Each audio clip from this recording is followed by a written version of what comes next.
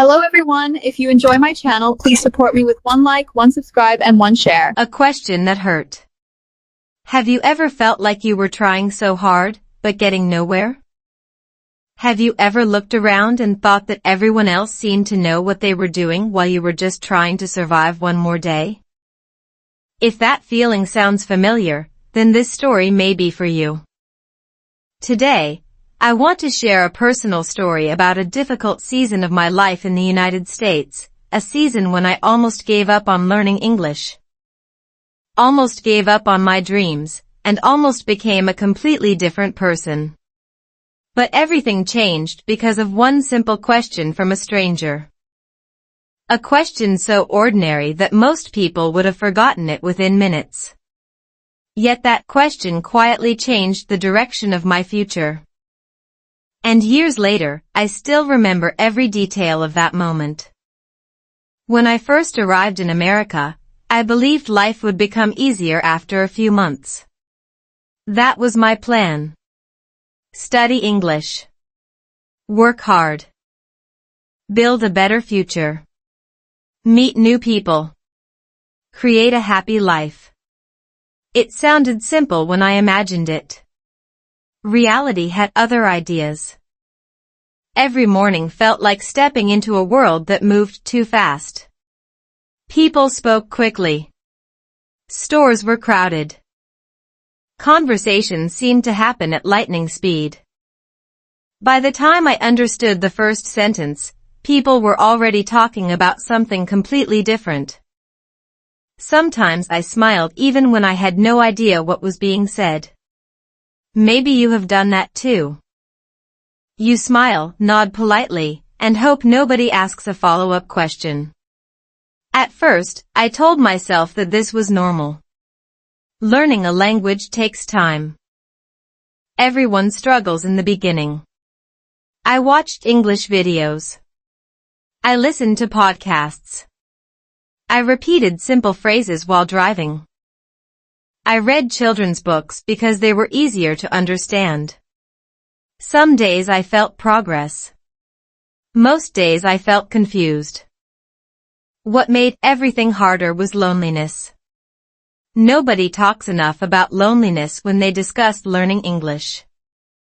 People often focus on grammar, vocabulary, pronunciation, or speaking confidence. But loneliness can quietly steal your motivation. It sits beside you at dinner. It follows you home after work. It whispers that maybe you do not belong here. Scientists have discovered that loneliness affects concentration, memory, and learning ability. When people feel isolated, the brain experiences more stress. Stress makes learning slower. Suddenly, forgetting words is not just about language. It is about emotion. It is about feeling disconnected. Back then, I did not know any of that. I simply thought I was failing. The strange thing about failure is that it rarely arrives all at once. It comes in small pieces. A misunderstood conversation. A mistake at work. An awkward silence. A phone call you avoid because you are afraid you will not understand the other person. Little by little, confidence disappears. One rainy evening, after a long shift at work, I sat alone inside my small apartment. The rain tapped softly against the window. The room felt quiet enough to hear my own doubts. I opened an English book. I stared at the page. Then I closed it. I opened another one. Closed it too. I looked at my notebook filled with vocabulary words. Hundreds of words. Maybe thousands. Yet when real conversations happened, those words seemed to hide from me like shy children. I remember thinking something dangerous. Maybe I am too old for this. Maybe my English will never improve. Maybe this dream was a mistake. That thought stayed with me longer than I want to admit. The next morning, I woke up feeling exhausted even though I had slept for 8 hours. My body was awake, but my motivation had disappeared. If motivation had a battery, mine was showing 1%. I went through the motions of another ordinary day. Work. Traffic. Noise. Responsibilities. Then something unexpected happened. Near the end of the afternoon, I stopped at a small coffee shop. It was not special. Just a quiet place with warm lights and the smell of fresh coffee. I ordered a drink and found a seat near the window. Outside, people hurried along the sidewalk. Inside, soft music played. For the first time that day, everything slowed down. I remember looking at my reflection in the glass and barely recognizing the tired person staring back at me. That was when someone sat down nearby. I did not know it then, but this ordinary moment was about to become one of the most important moments of my life. The person was older than me. Calm. Friendly. Nothing dramatic. Nothing mysterious. If you had walked past us, you probably would not have noticed anything unusual. For several minutes, we sat in silence. Then the stranger looked at me and smiled. I smiled back. A few seconds later, they asked a simple question. A question that felt strangely personal. A question that nobody had asked me before. A question that immediately made me uncomfortable. At first, I wanted to ignore it. Then I realized I could not. Because deep down, I already knew the answer. The problem was that I did not like that answer. What was the question? I will tell you. But before I do, you need to understand something important.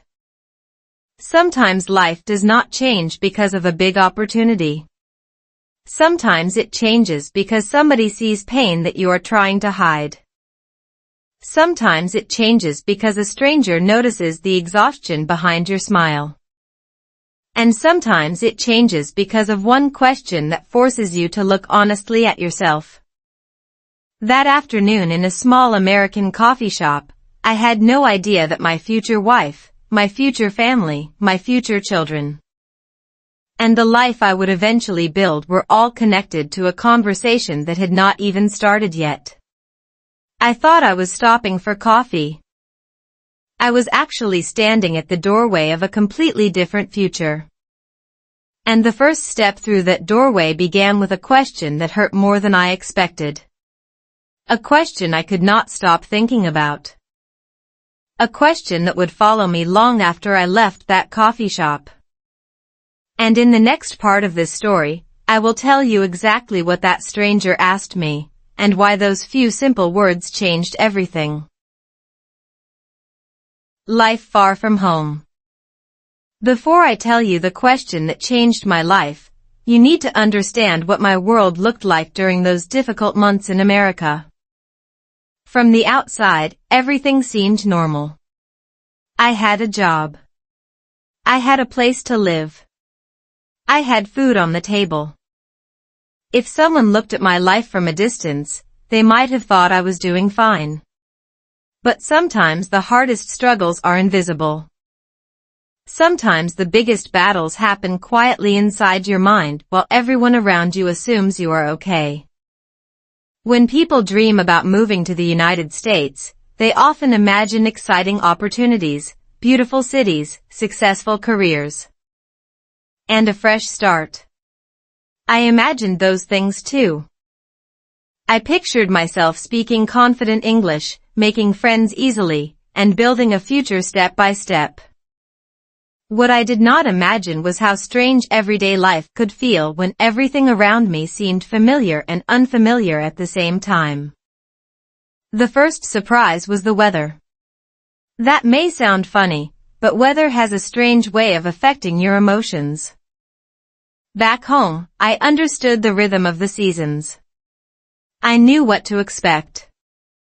In America, especially during my first winter, I felt like I had landed on another planet. The cold air seemed sharper. The wind felt stronger. Some mornings I looked outside and saw empty streets covered in snow. Everything was beautiful, yet somehow lonely. Scientists have found that changes in sunlight and seasonal conditions can influence mood, energy, and motivation. At the time, I did not know the science behind it. I only knew that some mornings felt heavier than others. The sky looked gray. My apartment felt quiet. Even making a simple phone call seemed like a difficult task. Then there was the culture. Nobody had prepared me for how many small differences I would notice every day. Americans smiled at strangers. People greeted cashiers. Neighbors sometimes waved even when they did not know each other. At first, I found this confusing. Back home, people were friendly too, but social interactions often followed different rules. One afternoon, a stranger asked me, "How's your day going?" I panicked. Not because the question was difficult. Because I thought they genuinely wanted a detailed answer. For several awkward seconds, I started explaining my entire day before realizing it was simply a friendly greeting. The stranger looked surprised. I looked embarrassed. Both of us probably wondered what had just happened. Moments like that happened more often than I like to admit. Every mistake felt bigger because it happened in another language. If I forgot a word in my native language, it was normal. If I forgot a word in English, it felt like proof that I did not belong. Of course, that belief was not true. But when confidence is low, the brain becomes an expert at creating negative stories. Psychologists call this cognitive distortion.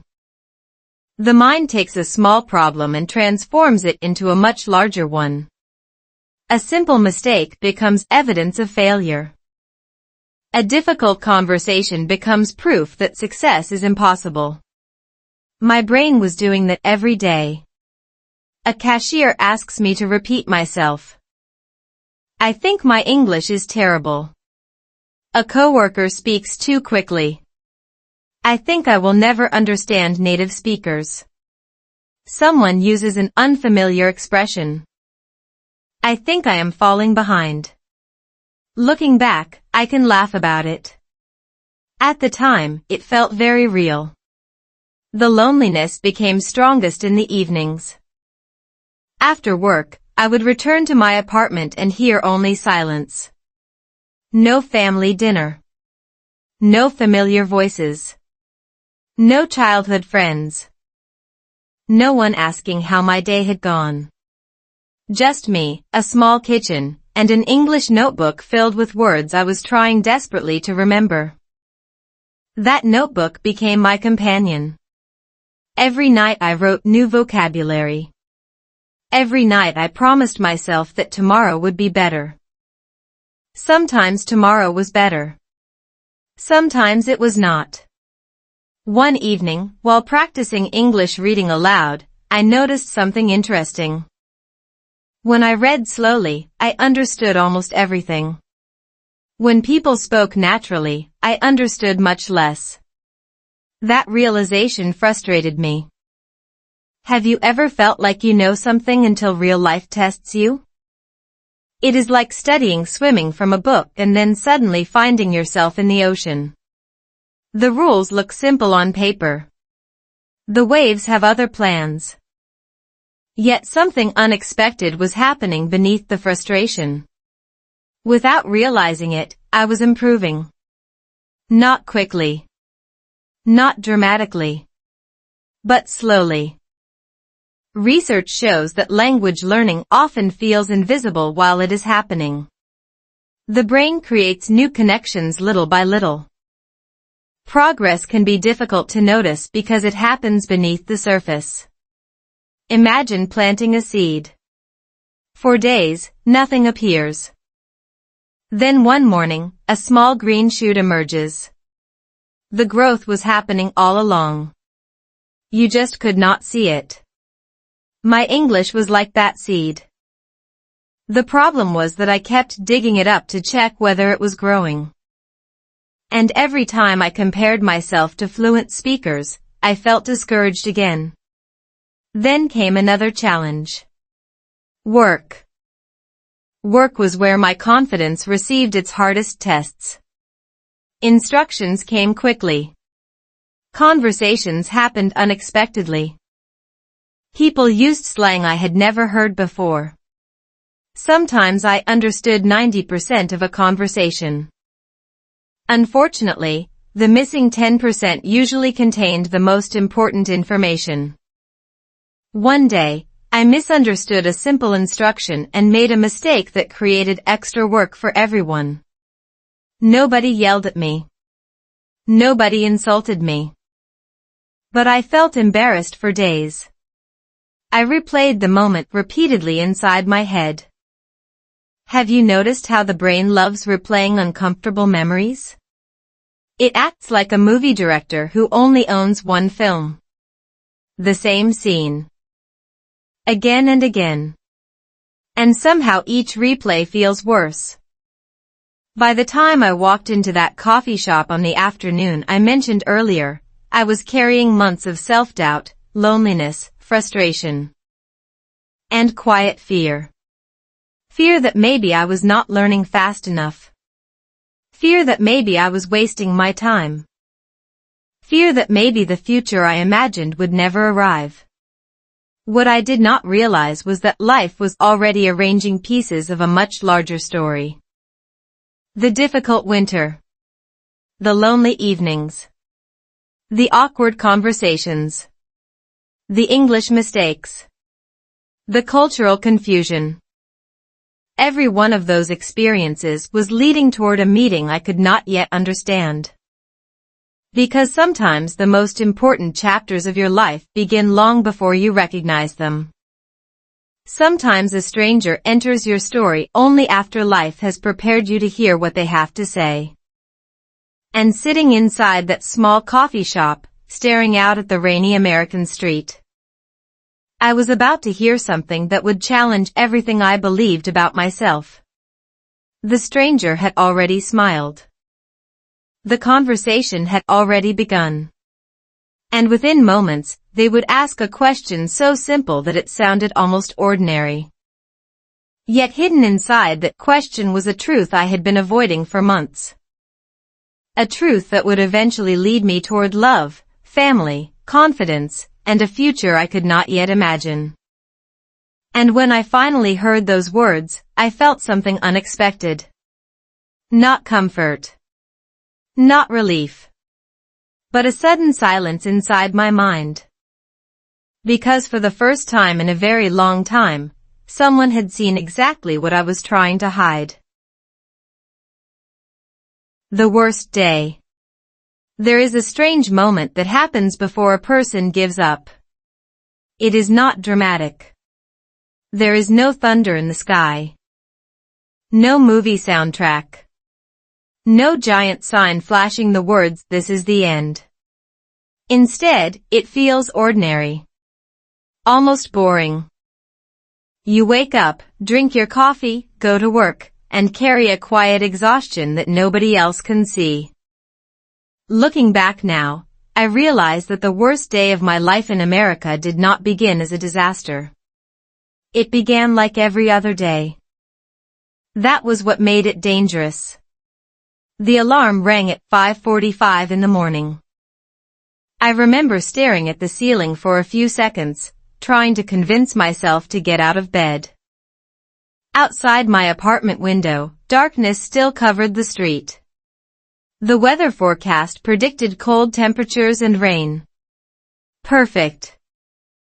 Exactly the kind of cheerful atmosphere needed for a confidence crisis. I forced myself up, got dressed, and prepared for another day at work. As I drove through the quiet streets, I listened to an English learning podcast. That had become part of my routine. Every spare minute felt like an opportunity to improve. Podcasts during commutes. Vocabulary during lunch breaks. English videos before bed. Yet despite all that effort, I still felt stuck.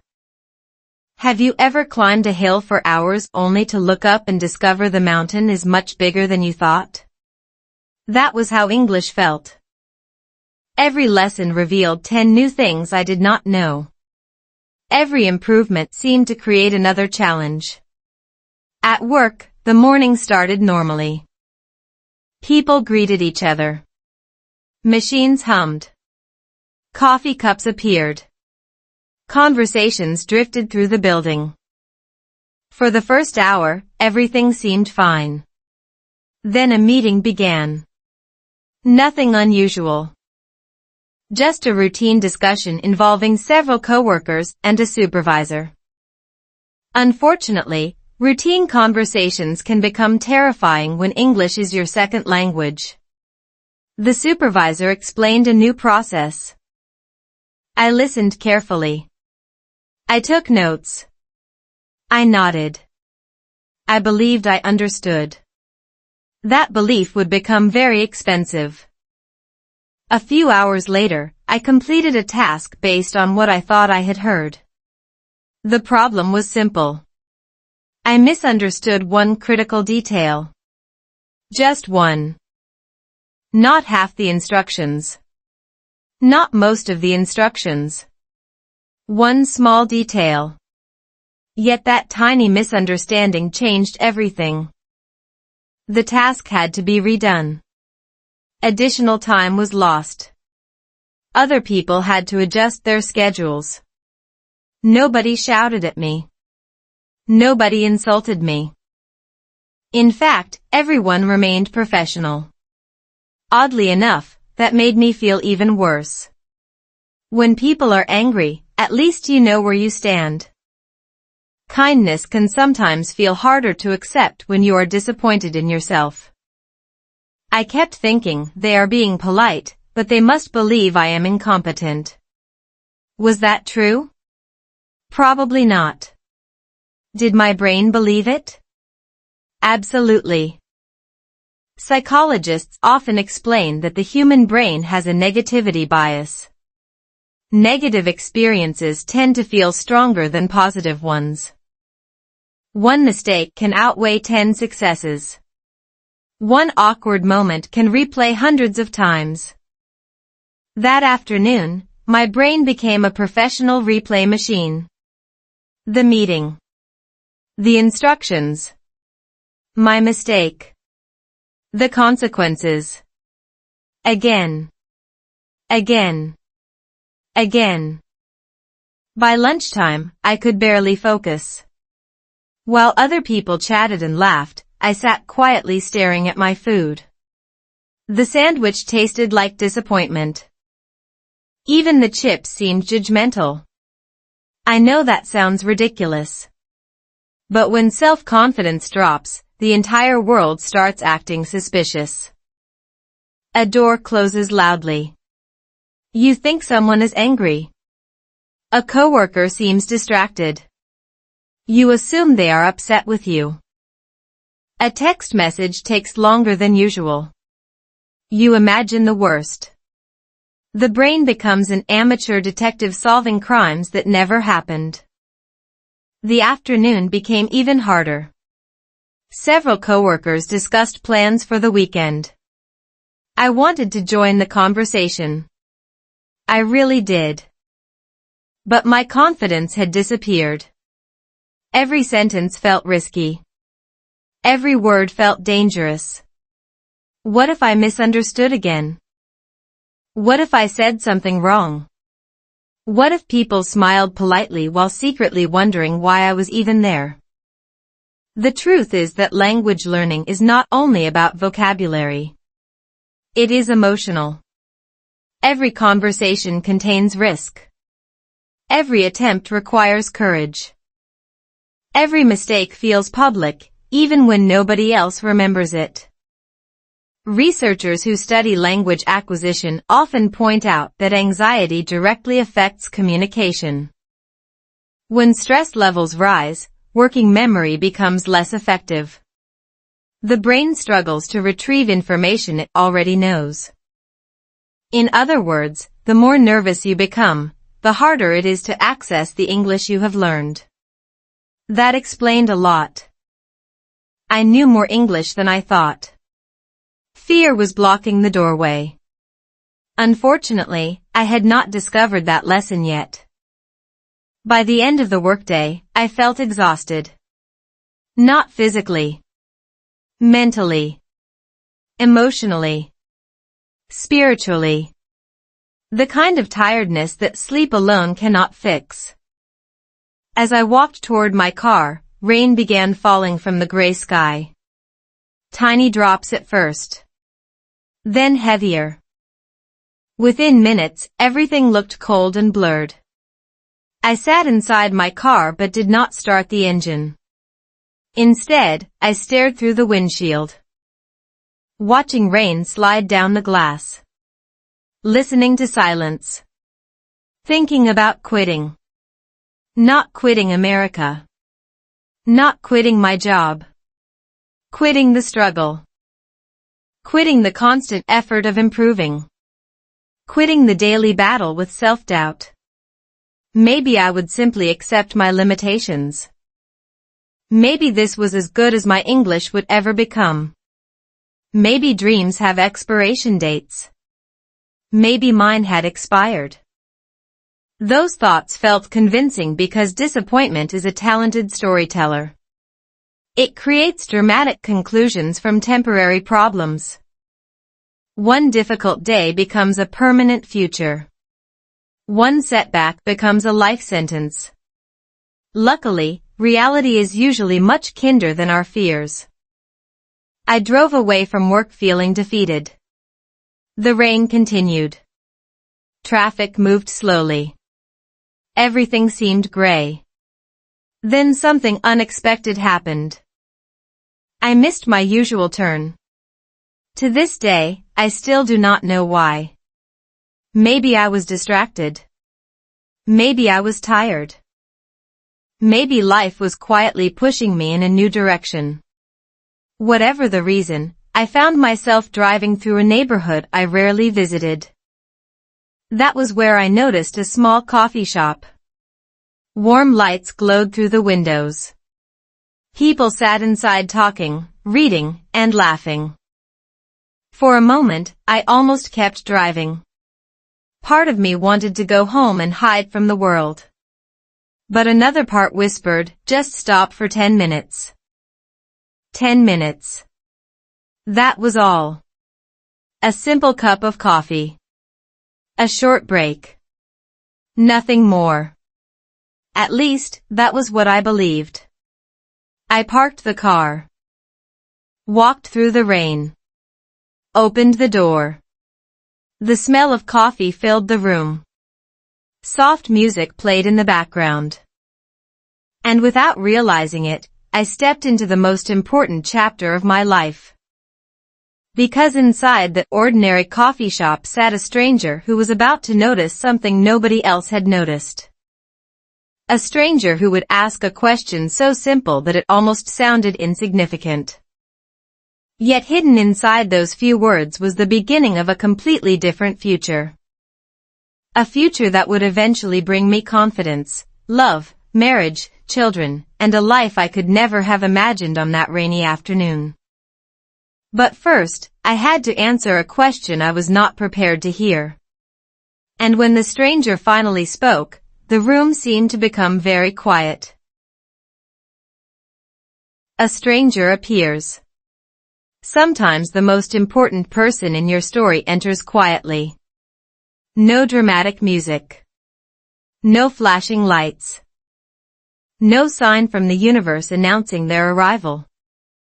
They simply appear during an ordinary moment. And only years later do you realize that everything changed because they sat down in the right chair at the right time.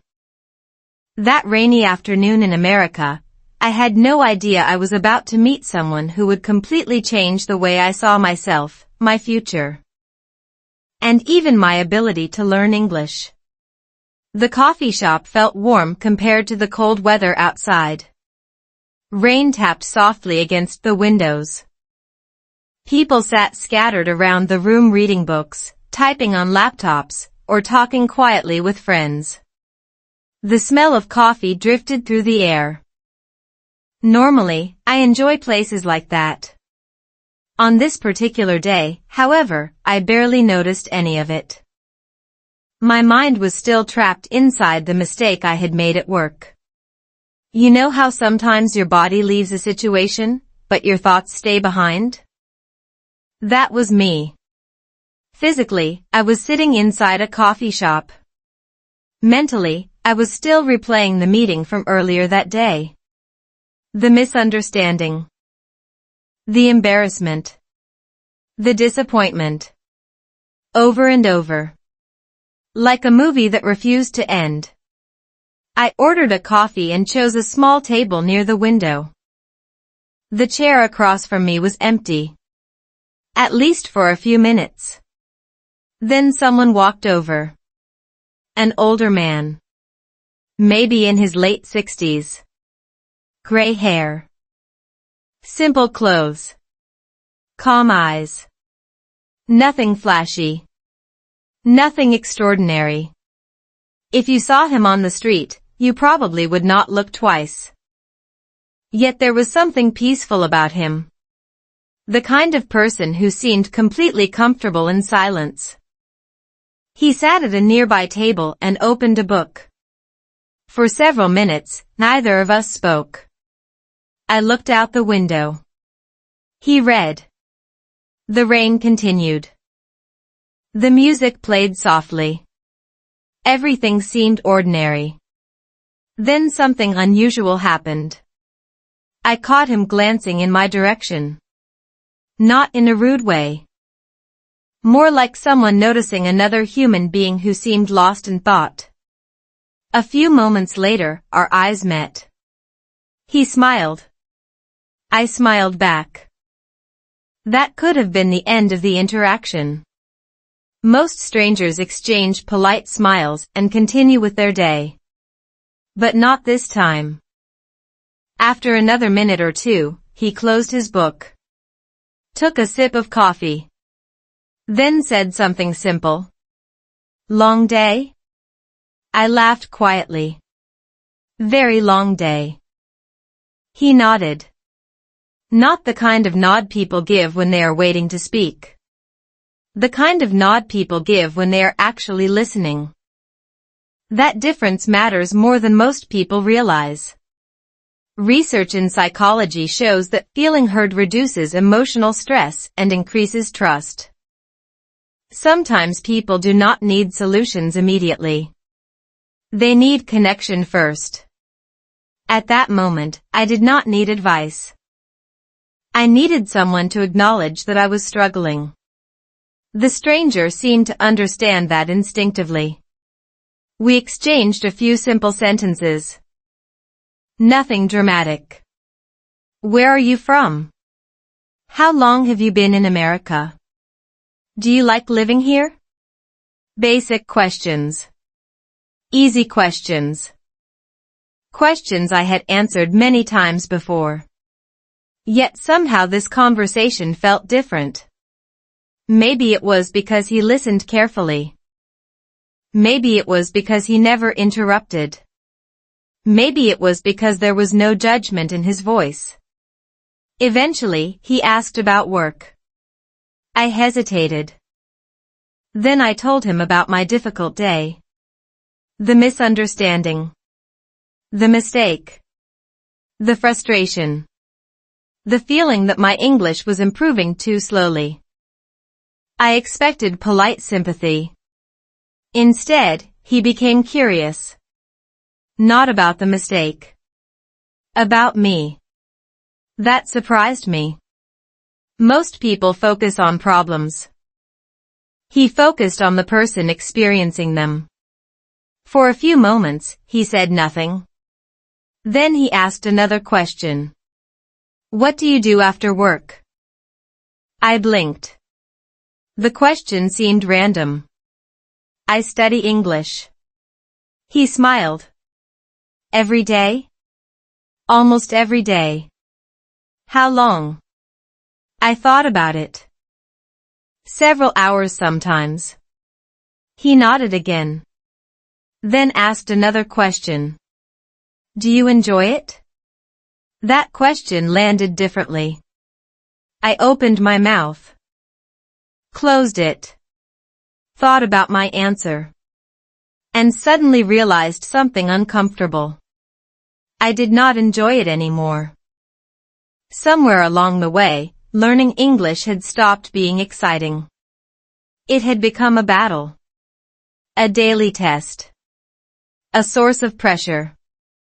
I studied because I felt obligated. I studied because I was afraid. I studied because I believed I had no choice. The joy was gone. The stranger seemed to notice my hesitation. You don't have to answer, he said gently. But I did answer. No. Not really. For the first time in months, I admitted the truth out loud. It felt strange. Like finally removing a heavy backpack you forgot you were carrying. The stranger leaned back in his chair. Then laughed softly. Not at me. Just a warm, understanding laugh. You know, he said, most people think they quit because something is difficult. I waited. He continued. But very often, they quit because they stopped enjoying the journey. That sentence stayed with me. Even now. Think about it. Children learn languages naturally because they are curious. They play. They explore. They make mistakes without shame. Adults often do the opposite. We turn learning into pressure. Performance. Measurement. Comparison. We forget curiosity. Scientists have found that positive emotions improve learning, memory formation, and motivation. Enjoyment is not the enemy of progress.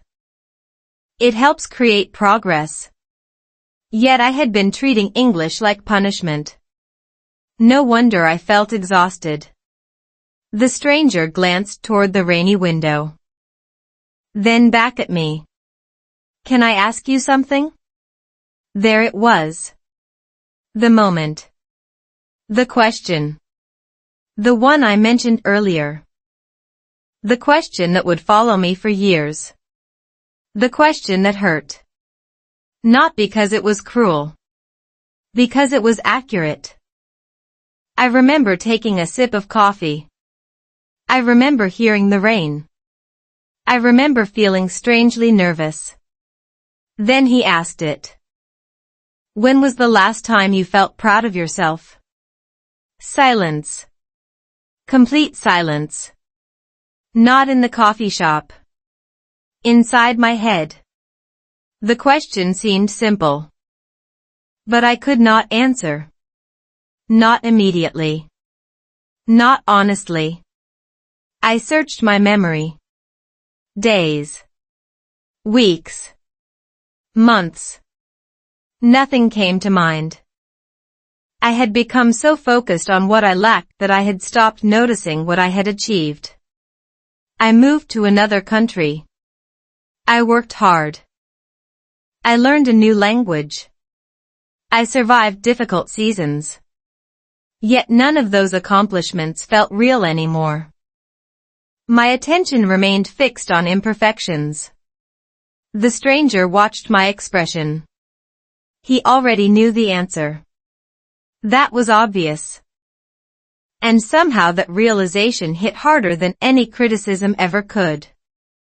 Because for months I had been measuring myself against impossible standards.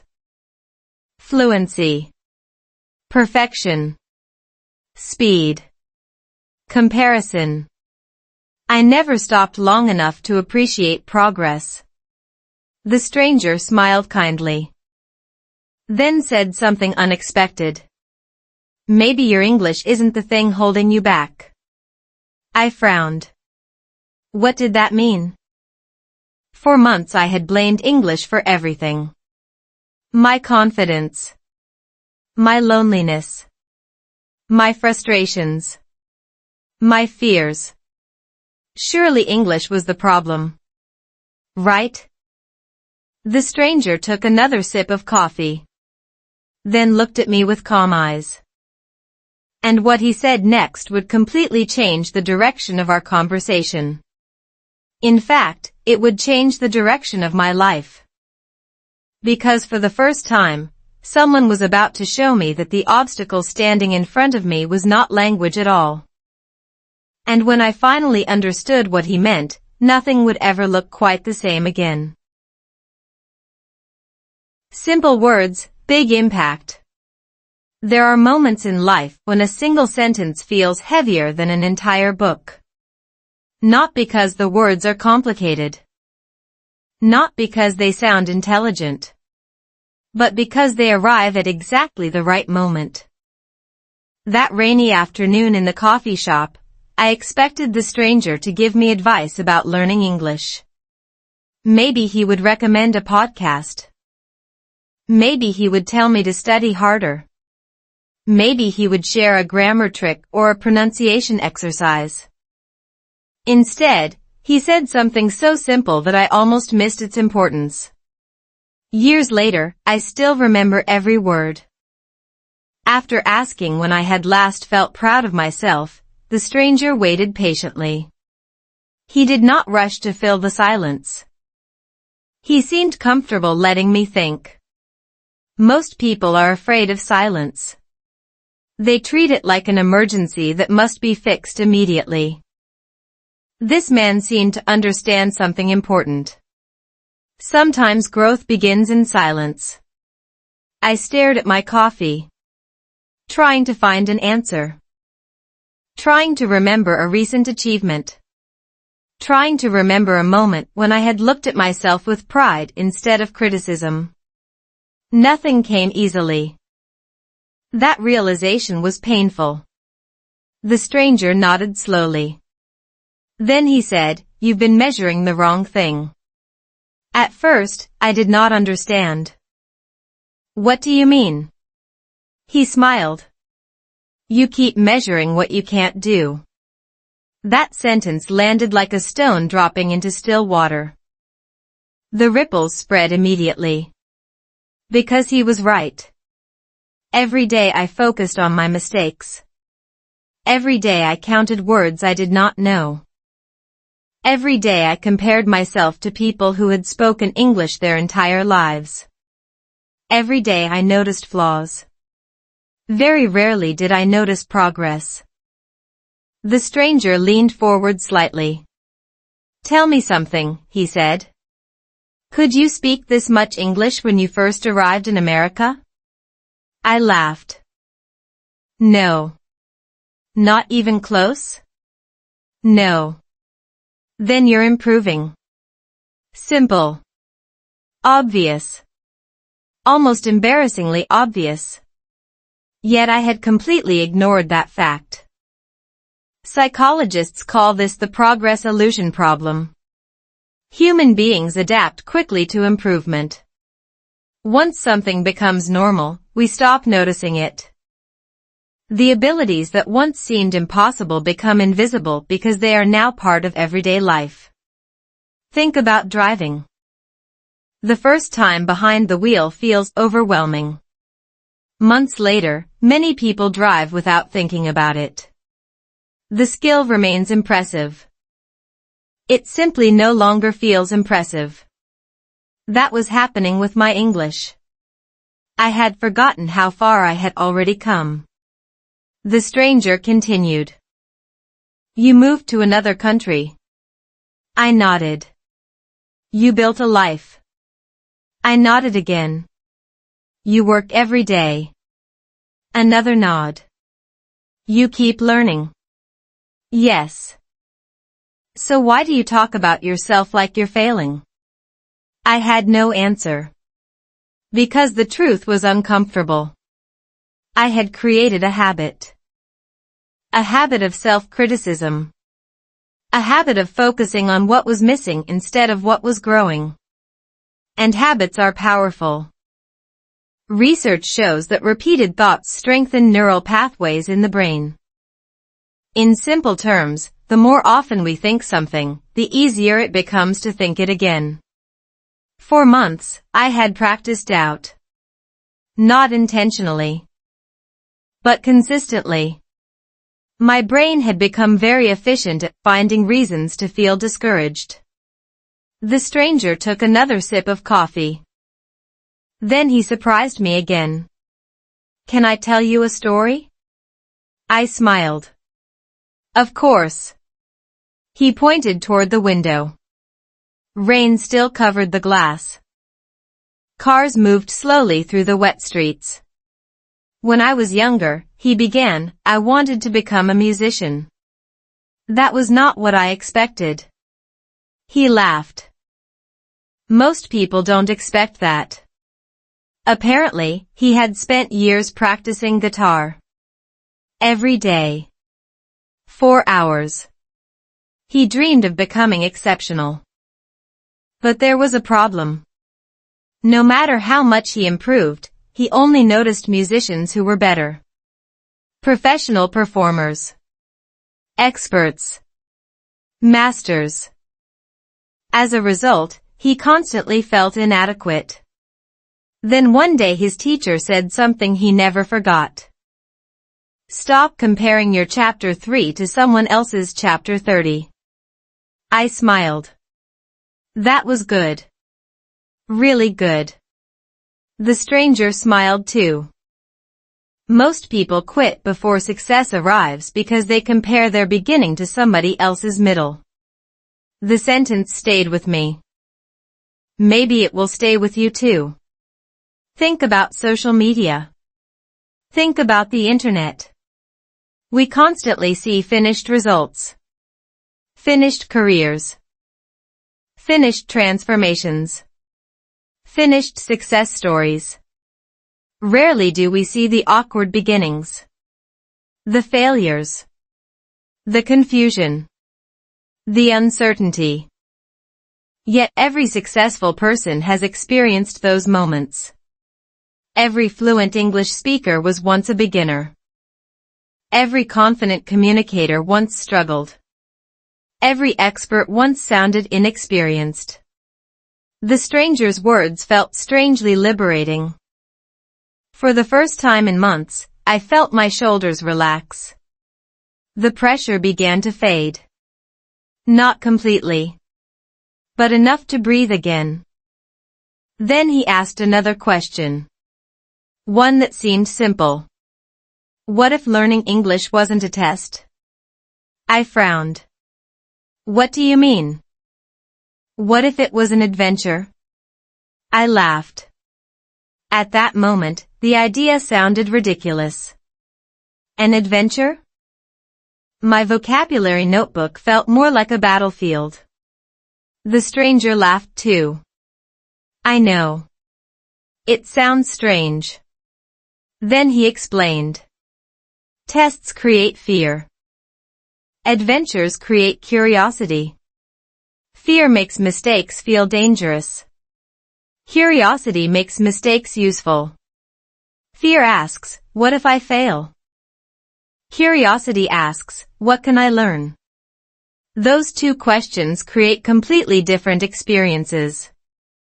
And according to educational research, curiosity activates reward systems in the brain, improving engagement and memory retention. In other words, curiosity literally helps people learn. I sat quietly absorbing everything he said. The rain outside had started slowing. The coffee shop felt warmer. Brighter somehow. Not because the environment had changed. Because my perspective was changing. Then the stranger gave me one final piece of advice. It sounded almost too simple. Every day, he said, Find one thing you did better than yesterday. Just one thing. Not 10. Not 20. One. One new word. One conversation. One sentence. One moment of courage. One tiny improvement. The goal was not perfection. The goal was progress. That idea transformed something inside me. For months, I had been demanding giant victories. Fluency. Confidence. Success. The stranger was teaching me to notice small wins. And small wins matter. Studies show that recognizing incremental progress increases motivation and long-term persistence. People who celebrate small improvements are more likely to continue learning than people who focus only on distant goals. The science supported exactly what he was saying. But at that moment, it did not feel like science. It felt human. It felt hopeful. For the first time in a very long while, I believed that maybe I was not broken. Maybe I was simply learning. Maybe I was growing more slowly than I wanted. But growth was still happening. The stranger glanced at his watch. Then stood up. For a second, panic flashed through my mind. I did not want the conversation to end. It felt like leaving a movie before the final scene. He smiled and picked up his coat. Before walking away, he said something that would stay with me for years. Something I would eventually repeat to my children. Something that would unexpectedly lead me toward a future filled with love, marriage, family, and happiness. He looked at me and said, "The person you're becoming is more important than the English you're learning." Then he walked toward the door. And as I watched him disappear into the rainy American evening, I had no idea that those simple words were about to change the choices I would make in the weeks ahead. Choices that would eventually lead me to someone very special. Someone I had not met yet. Someone who would change my life in ways even that wise stranger could never have imagined. Learning one small step. The funny thing about life-changing advice is that it rarely feels life-changing when you first hear it. We expect wisdom to arrive with dramatic music and unforgettable speeches. Instead, it often arrives disguised as something ordinary. A simple sentence. A quiet conversation. A small idea that seems almost too easy to matter. That was exactly how I felt after leaving the coffee shop. The stranger's words stayed in my mind, but part of me wondered if anything would actually change. After all, I still had the same job. The same apartment. The same English struggles. The same fears. Yet over the following weeks, something unexpected happened. I stopped trying to transform my entire life overnight. And that decision quietly changed everything. The next morning, I woke up expecting to feel the same frustration I had felt for months. Instead, I felt curious. Not dramatically different. Just curious. The stranger had given me one challenge. Find one thing each day that was better than yesterday. One thing. That was all. No pressure to become fluent. No pressure to impress anyone. No pressure to achieve impossible goals before breakfast. Just one small improvement. It sounded almost ridiculous. But I decided to try. That morning, while driving to work, I listened to an English podcast. Normally, I would focus on every word I missed. This time, I focused on one phrase I understood. Just one. At the end of the drive, I smiled. There it was. One small win. Tiny. Almost invisible. but real. That evening, instead of forcing myself through hours of study, I read 2 pages from a simple English story. Only 2 pages. Not 20. Not 50. 2. Then I stopped. For the first time in months, I ended a study session feeling successful instead of exhausted. Psychologists have a term called the progress principle.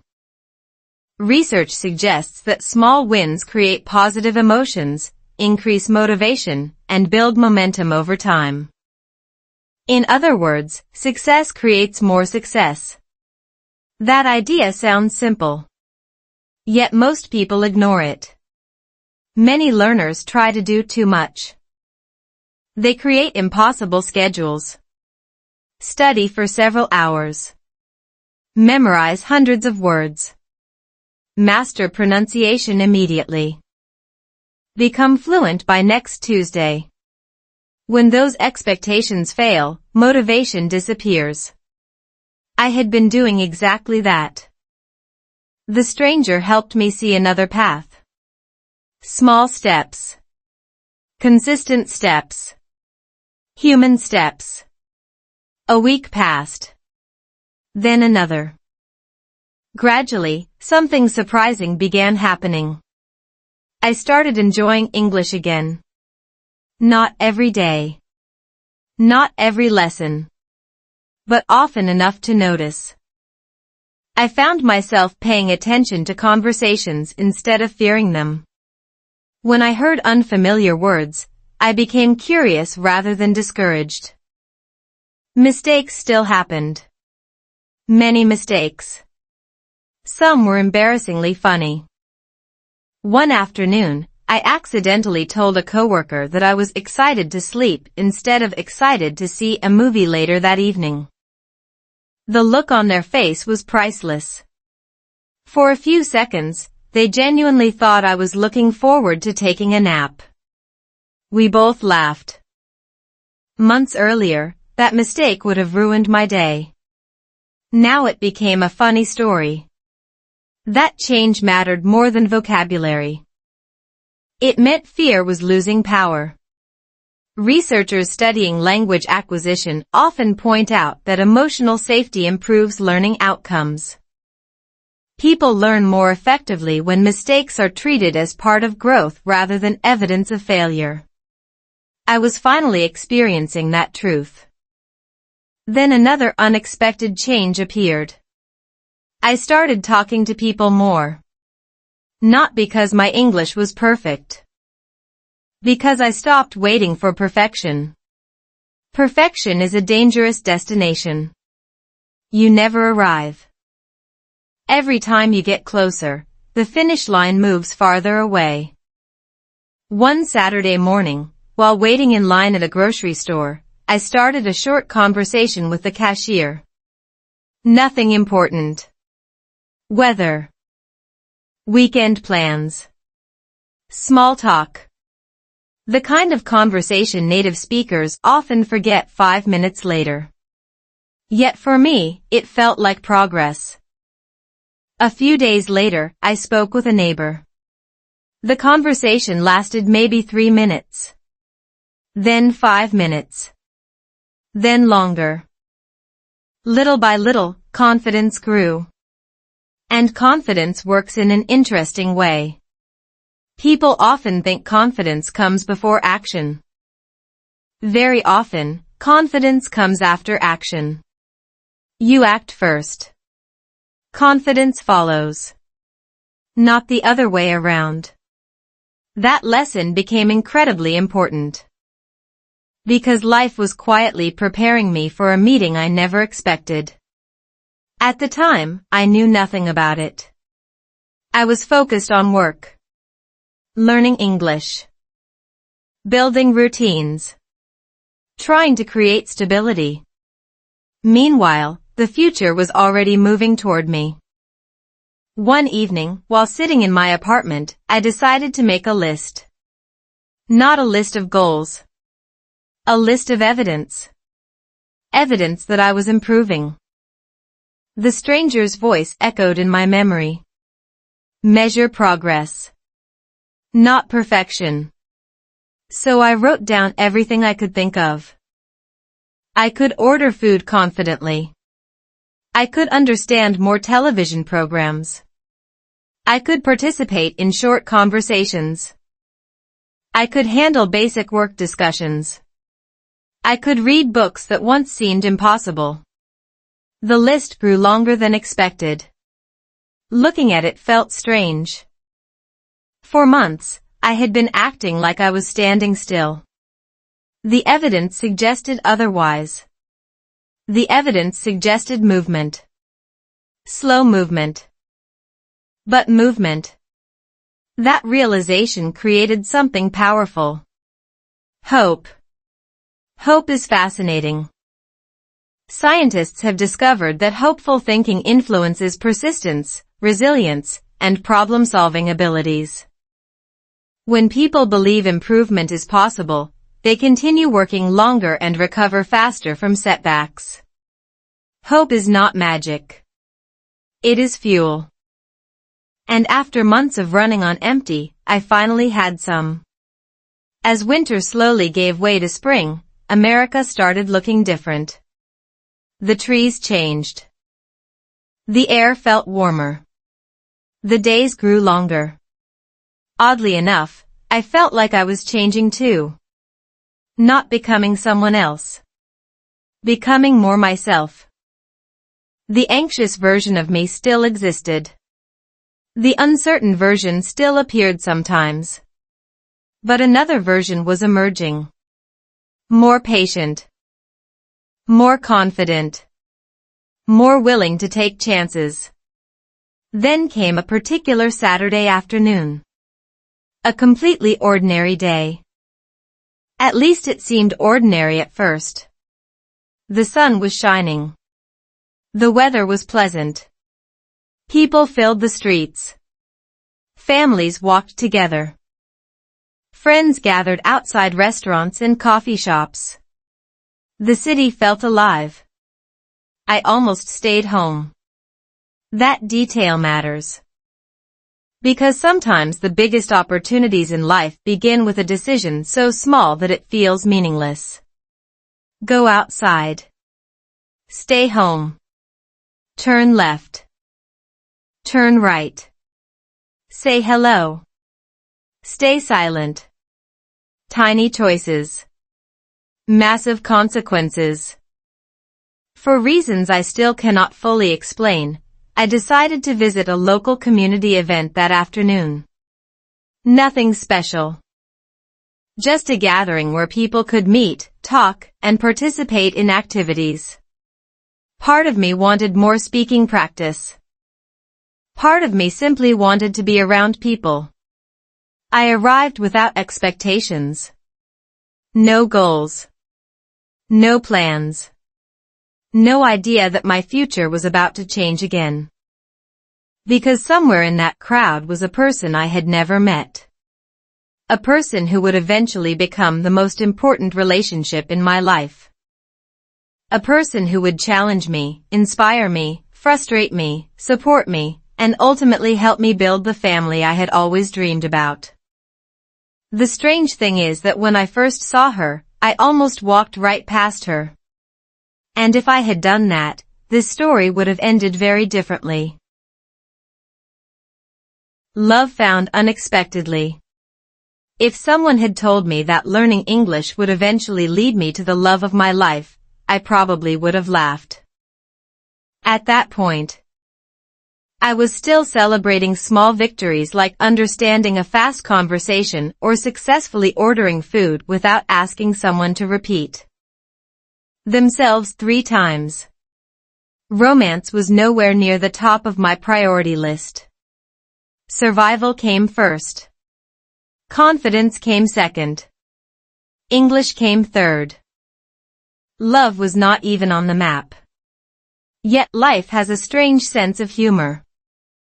Sometimes while you're busy trying to fix one part of your life, something beautiful quietly enters through a door you were not even watching. The community event took place in a large park near downtown. Families wandered between booths. Children laughed and ran through open spaces. Local musicians played soft music. Food trucks lined one side of the street. The entire place felt alive. I almost turned around and left. That may sound ridiculous now, but old habits are stubborn. Part of me still felt uncomfortable around large groups.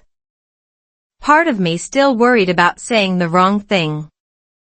Part of me still carried memories of those lonely months when every conversation felt like a test. But another part of me remembered the stranger's advice. Progress. Not perfection. So I stayed.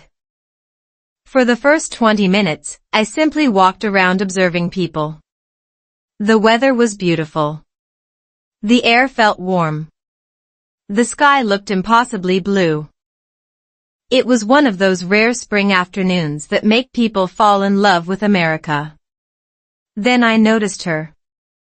Not because she was trying to attract attention. Actually, the opposite. She stood near a volunteer table helping visitors sign up for local activities.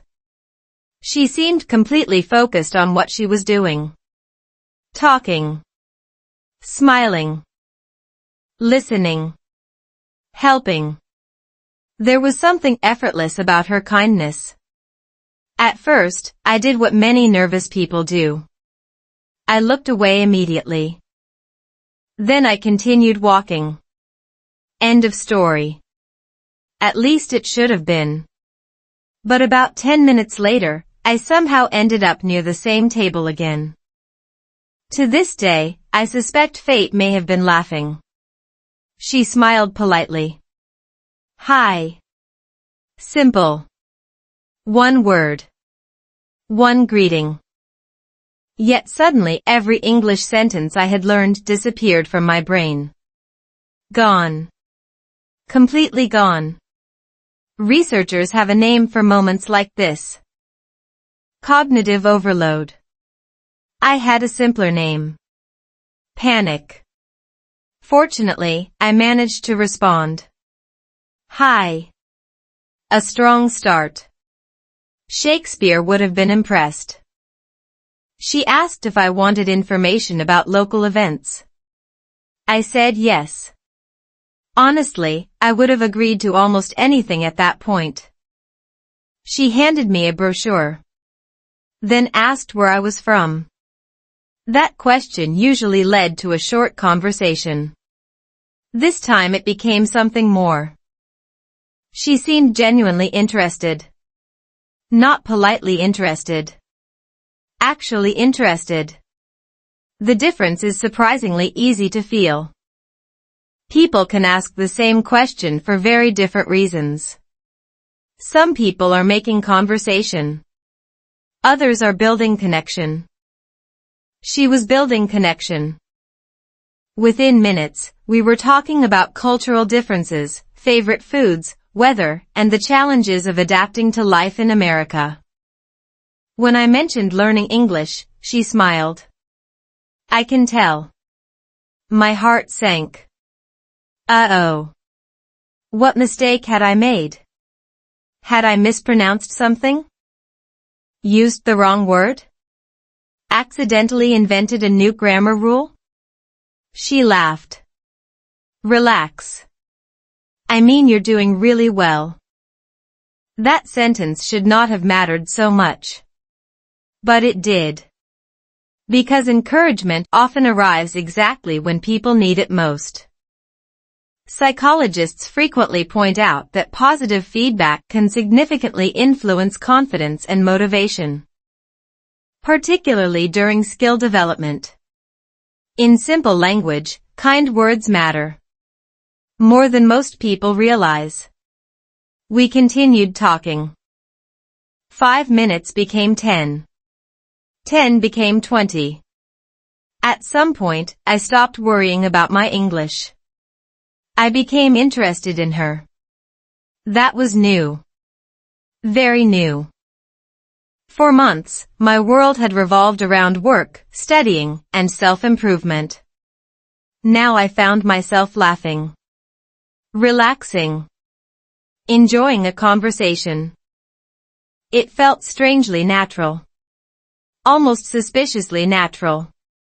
Like finding a missing puzzle piece you did not know you were looking for. Then something unexpected happened. I made a mistake. A big one. While telling a story, I accidentally used the wrong word and completely changed the meaning of the sentence. The result was so ridiculous that even I started laughing. Years earlier, a mistake like that would have embarrassed me for days. This time, something different happened. She laughed too. Not at me. With me. That distinction matters. A lot. Because when people feel safe, mistakes lose their power. They stop becoming evidence of failure. They become part of the experience. Part of the story. Part of being human. The conversation continued effortlessly. By the end of the afternoon, I realized something surprising. I had spoken more English during those few hours than I normally spoke in an entire week. Not because my English had suddenly improved. Because I cared more about connection than perfection. That realization was powerful. Many language learners believe confidence creates communication. Very often, meaningful communication creates confidence. You stop focusing on yourself. You start focusing on the other person. And suddenly words flow more naturally. The event slowly began winding down. People packed up tables. Families headed home. The crowd became smaller. A part of me knew I should leave. Another part wanted the conversation to continue forever. Life rarely provides convenient solutions. So eventually there was an awkward pause. The kind of pause that feels approximately 12 hours long. Then she smiled. It was nice talking with you. There it was. The ending. Or maybe not. Because for the first time in a very long while, I decided to take a risk. A small risk. But a meaningful one. I asked if she would like to meet again sometime. The moment felt enormous. My heart raced. My brain prepared several emergency escape plans. Then she smiled. A real smile. And said yes. Just like that. One word. One answer. And suddenly the future looked different. After we exchanged contact information, I walked back to my car feeling strangely light. The world looked brighter. The sky seemed larger. Even traffic appeared friendlier. Well, maybe not traffic. Let's not get carried away. But everything else felt different. Because for the first time since arriving in America, I felt something I had not felt in a very long time. Excitement. Hope. Possibility. The stranger in the coffee shop had been right. The person I was becoming mattered more than the English I was learning. And because I had changed, my life was changing too. What I did not know was that this was only the beginning. The easy part was meeting her. The difficult part would come later. Because while attraction can happen quickly, building a relationship requires something deeper. Especially when two people come from different backgrounds, different experiences, and different ways of seeing the world. The coming months would test us in ways neither of us expected. And before we could build a future together, we would have to learn whether two very different lives could truly become one. Different cultures, one heart. If movies were completely honest, they would show that relationships are not usually destroyed by dramatic villains or shocking betrayals. More often, relationships are tested by much smaller things. Different habits. Different expectations. Different ways of communicating. At first, those differences seem cute. Then they become confusing. Then occasionally they become frustrating. And if two people are willing to learn from each other, those same differences eventually become strengths. That was exactly what happened to us. Meeting each other was easy. Building a life together would require something much deeper than attraction. It would require understanding. During the first few months of dating, everything felt exciting. Every conversation revealed something new. Every date felt like an adventure.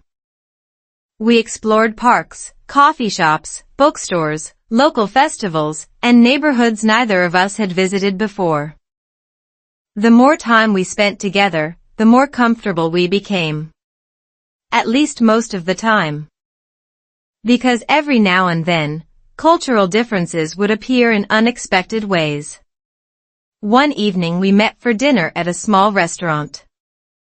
Nothing unusual. Just another date. I arrived exactly on time. She arrived 10 minutes later. No problem. At least not for her. I had spent those 10 minutes wondering if something terrible had happened. When she arrived smiling and completely relaxed, I asked if everything was okay. She laughed. Of course.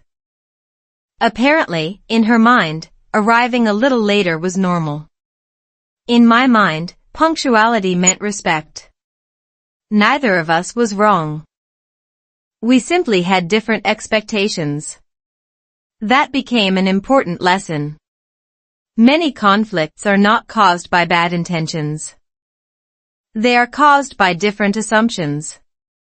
Psychologists sometimes refer to this as the expectation gap. People assume others see the world the same way they do. When reality proves otherwise, confusion appears. And we had plenty of opportunities to experience that confusion. Food became another source of surprises. The first time I introduced her to some of my favorite dishes, she was curious but cautious. The first time she introduced me to some of hers, I reacted exactly the same way. We laughed often during those meals. Not because the food was bad. Because we were discovering how differently two people could experience the same thing. One person calls it delicious. The other person calls it suspicious. Both opinions are technically valid. Language created challenges too. Even though my English had improved significantly, misunderstandings still happened.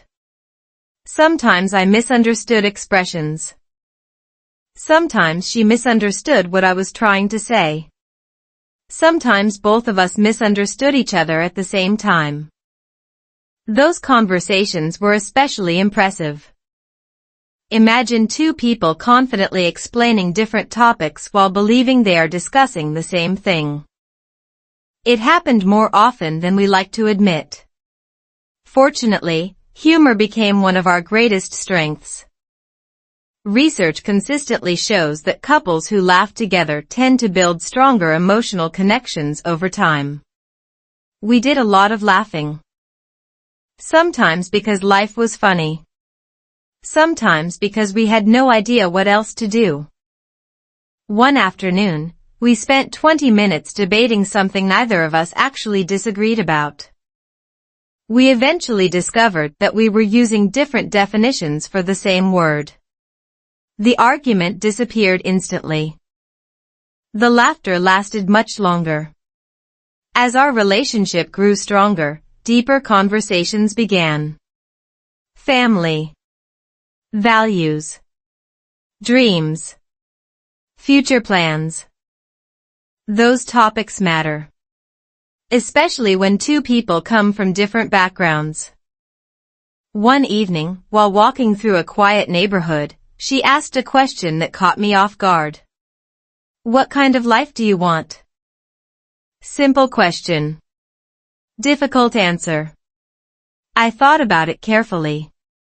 Then I told her the truth. I wanted a family. Not immediately. But someday.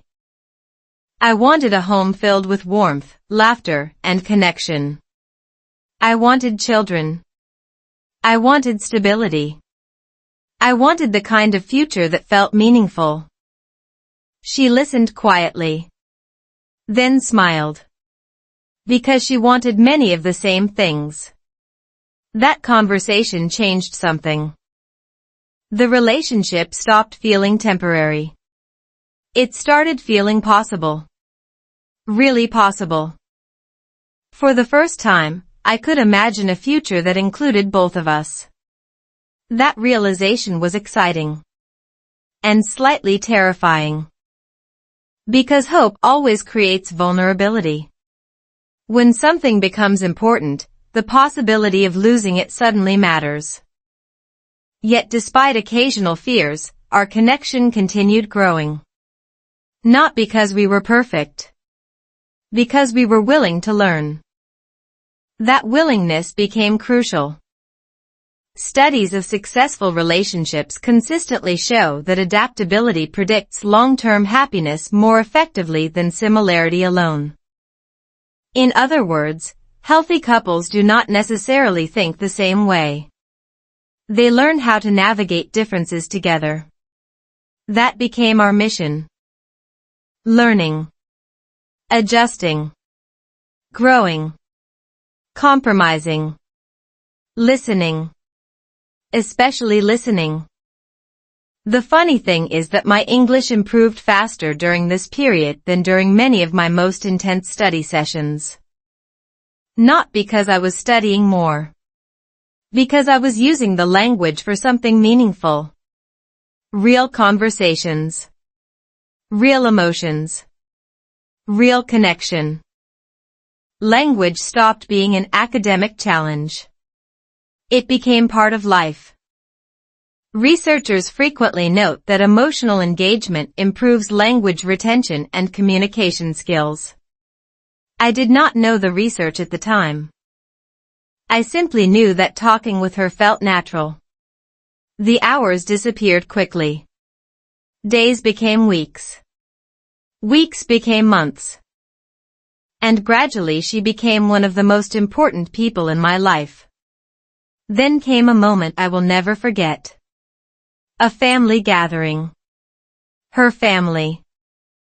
Several relatives. Lots of conversations. Lots of introductions. Lots of opportunities for nervousness. If you have ever met the family of someone you care about, you probably understand the pressure. Suddenly every sentence feels important. Every joke feels risky.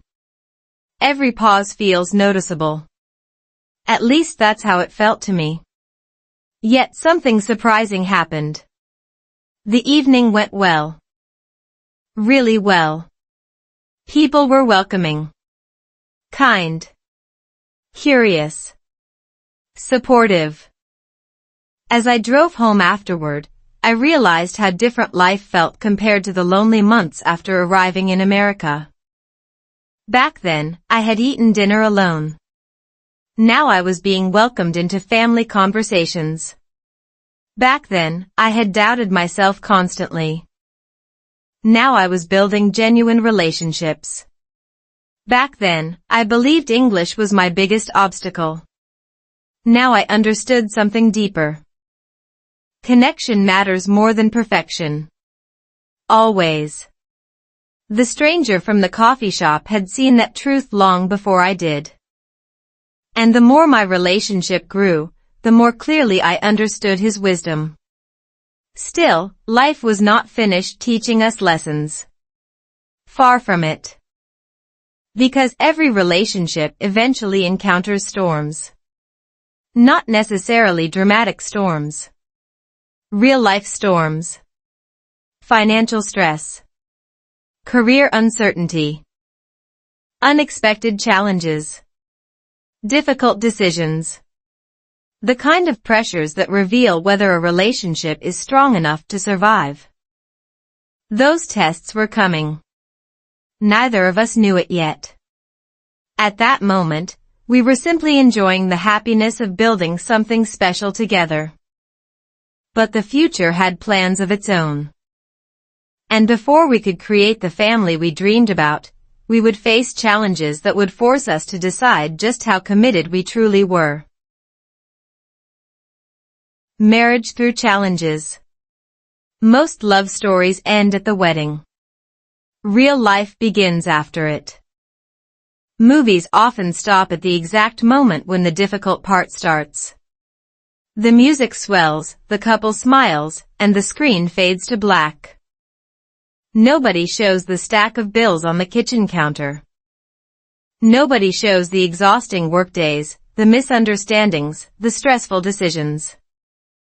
Or the moments when two tired people try to solve problems while running on 3 hours of sleep and cold coffee. Yet those moments are where real love proves itself. And for us, those moments arrived sooner than expected. By the time we got married, I felt happier than I had at any point since arriving in America. Life was not perfect. But it was meaningful. I had someone to share victories with. Someone to talk to after difficult days. Someone who understood my journey. Someone who believed in me even when I doubted myself. That kind of support changes people. Research consistently shows that strong relationships improve resilience, emotional well-being, and even physical health. Human beings are not designed to carry every burden alone. For a while, everything seemed to be moving in the right direction. Then reality arrived. Not dramatically. Gradually. Quietly. Like a slow-moving storm. The first challenge involved finances. Neither of us was wealthy. We worked hard. We planned carefully. But life in America can be expensive. Rent, insurance, transportation, unexpected expenses. The list never seemed to end. One month, a large car repair bill appeared without warning. The next month, another unexpected expense arrived. Then another. It felt as if our savings account had become a popular tourist destination for emergencies. I remember sitting at the kitchen table one evening reviewing numbers. The calculations were not encouraging. My wife sat across from me. Both of us silent. Neither of us wanted to admit how stressed we felt. Money creates an interesting kind of pressure. It is not only about numbers. It affects emotions, decisions, confidence, communication. Studies have shown that financial stress is one of the most common sources of relationship conflict. At the time, I understood exactly why. Small problems suddenly felt larger. Minor disagreements became more emotional. Patience became harder to find. One evening, we argued about something so insignificant that I can barely remember what it was. The topic was small. The stress underneath it was not. Eventually, we stopped talking. Not forever. Just for an hour. But the silence felt heavy. I sat alone thinking. Then something unexpected happened. I remembered the stranger from the coffee shop. Specifically, I remembered his advice about measuring progress. Not perfection. That principle applied to relationships too. No marriage is perfect. No family is perfect. No human being is perfect. The goal is not perfection. The goal is growth. I walked back into the room. sat beside my wife, and apologized. Not because everything was my fault. Because protecting the relationship mattered more than protecting my pride. That lesson would serve us many times in the years ahead. Then came another challenge. Work. Career uncertainty has a way of creating anxiety even during stable periods. One company restructured departments. Another changed schedules. Unexpected opportunities appeared. Unexpected setbacks appeared too. There were moments when the future felt uncertain. Moments when plans needed adjustment. Moments when neither of us knew exactly what came next. Yet something fascinating happened during those difficult periods. Instead of growing apart, we started functioning more like a team. Psychologists often describe successful relationships as partnerships rather than performances.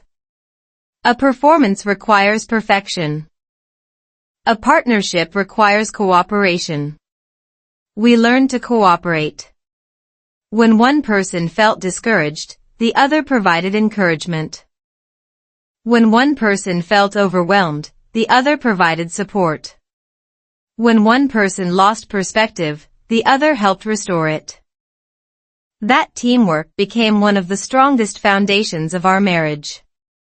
Then life introduced another challenge neither of us expected. Time. Not the lack of time. The speed of time. Have you noticed how quickly years begin moving once life becomes busy? One moment you are planning your future. The next moment you are wondering where the last 12 months went. Responsibilities multiplied. Work responsibilities. Family responsibilities. Household responsibilities. Adult life is surprisingly skilled at filling calendars. Some evenings we felt more like project managers than newlyweds. Schedules. Appointments. Deadlines. Tasks. Repeat. Researchers frequently emphasize the importance of intentional connection in long-term relationships. People do not stay emotionally close automatically. They stay emotionally close deliberately. So we created simple habits. Small habits. The kind that appear insignificant. Walking together after dinner. Sharing coffee on weekends. Talking without phones nearby. Asking real questions. Listening carefully. Laughing often. Those habits protected our relationship during stressful seasons. Then came one of the most difficult moments. A period when several problems arrived simultaneously. Financial pressure. Work uncertainty. Family concerns. Everything seemed to happen at once. Have you ever experienced a season like that? One challenge feels manageable. 3 challenges feel exhausting. 5 challenges start feeling personal. It becomes tempting to believe life has selected you for special treatment. That season tested us. There were evenings when exhaustion filled the room. Mornings when motivation felt distant. Days when solutions seemed unclear. Yet even during those moments, something remained surprisingly strong. Commitment. Not the glamorous version seen in movies. The real version. The version that says, we will figure this out. The version that stays when circumstances become uncomfortable. The version that chooses partnership repeatedly. Research from relationship experts often highlights commitment as one of the strongest predictors of long-term success. Not because commitment eliminates problems. Because it changes how problems are approached. Instead of asking, should we continue? Committed couples ask, how do we move forward? That difference matters. A lot. Gradually, the storm passed. Not instantly. Slowly. Like winter giving way to spring. The financial situation improved. Work became more stable. Stress levels decreased. And when we looked back, we realized something important. The difficult season had strengthened us. Not because suffering is magical. Because growth often happens when people face challenges together. The relationship that emerged afterward felt deeper. Stronger. More resilient. And just when we thought life might finally settle into a predictable rhythm, something extraordinary happened. A new chapter arrived. A chapter neither of us could fully prepare for. A chapter that would completely transform our priorities, our schedules, our sleep, and our understanding of love itself. Because soon, our family would grow. And with that growth would come some of the happiest, funniest, most exhausting, and most meaningful moments of our lives. Moments that would teach us lessons no book, no class, and no life experience had ever prepared us for. Building a family. There are moments in life that divide your story into two chapters. Before and after. Before you moved. After you moved. Before you met someone special. After you met them. Before you became a parent. After you became a parent. Looking back now, I can honestly say that nothing prepared me for the day I learned I was going to become a father. Not my years of studying English. Not my experiences adapting to life in America. Not the challenges of work or marriage. Becoming a parent felt like stepping into a completely new world where every emotion suddenly became larger, deeper, and more meaningful. I still remember the moment. My wife and I were sitting together at home. An ordinary evening. Nothing dramatic. No signs that life was about to change. Then she smiled in a way I had never seen before. A mixture of excitement, nervousness, joy, and disbelief. For a second, I thought she was about to tell me something small. Maybe a funny story. Maybe some news from work. Instead, she told me we were going to have a baby. My brain stopped functioning. Completely. All intelligent thought disappeared. For several seconds I just stared at her. Then I asked the most obvious question in human history. Really? She laughed. Yes, really. And just like that, the future became real. Suddenly every plan looked different. Every decision felt bigger.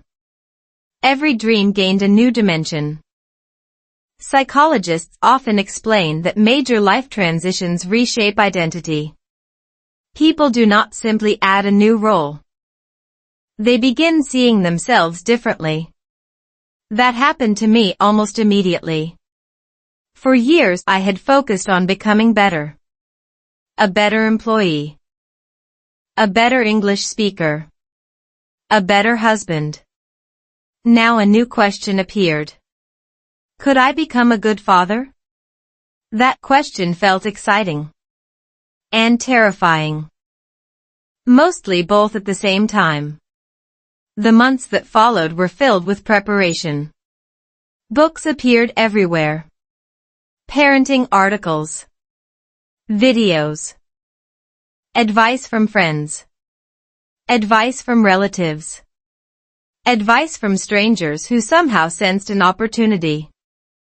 Apparently pregnancy transforms ordinary people into parenting consultants.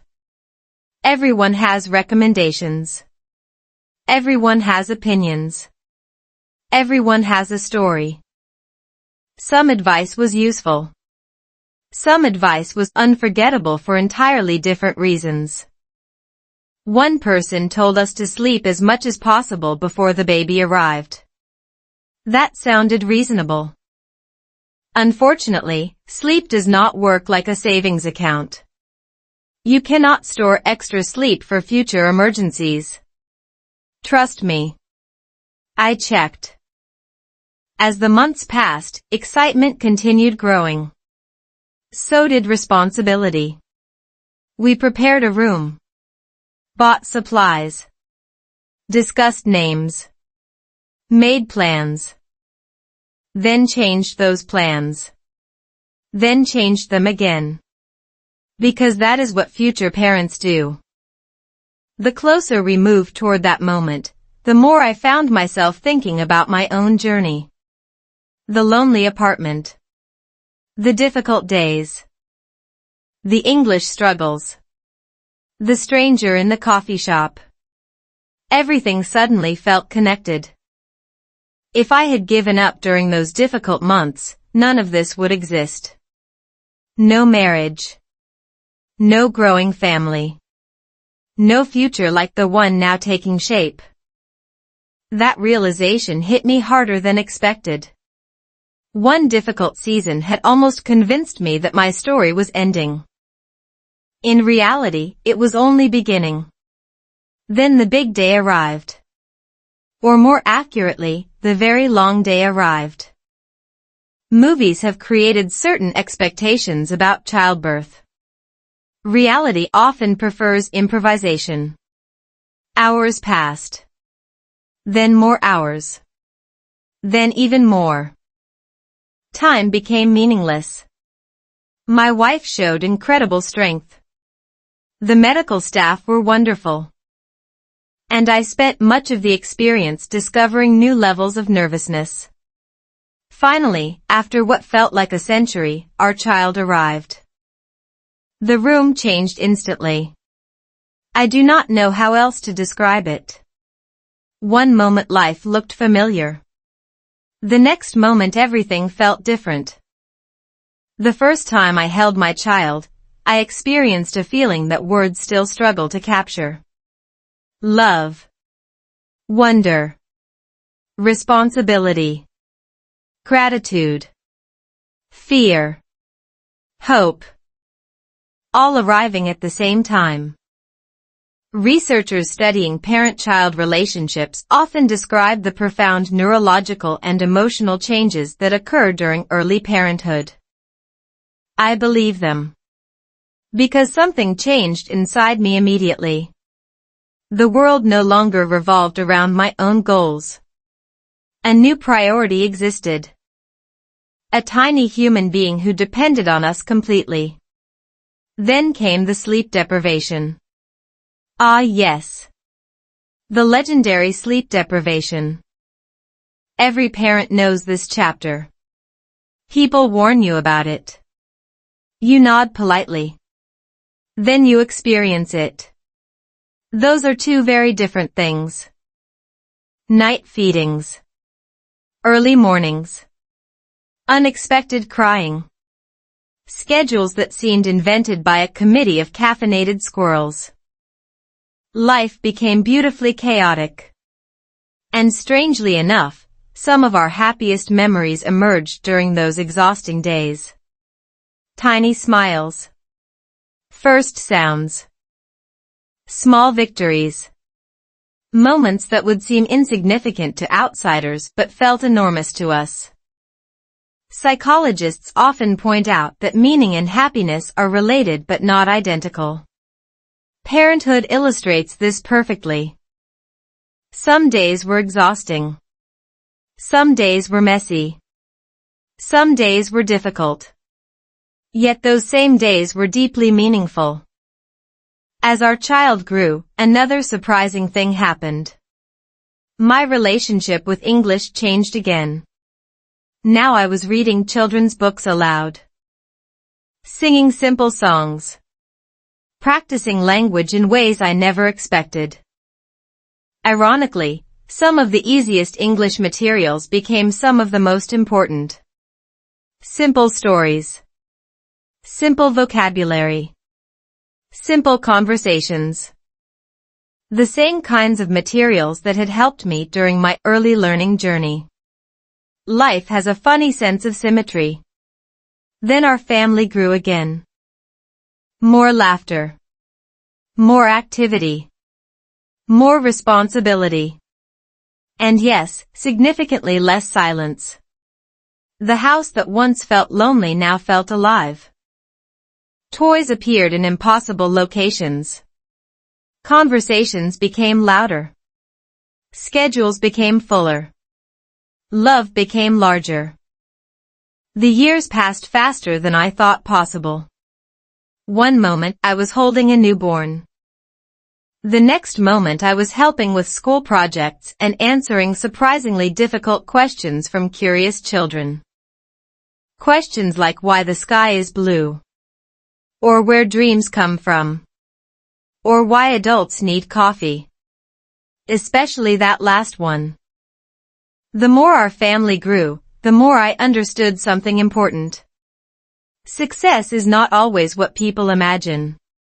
Sometimes success is not a job title. Not a bank account. Not a perfect resume. Sometimes success is sitting around a dinner table surrounded by people you love. People who know your story.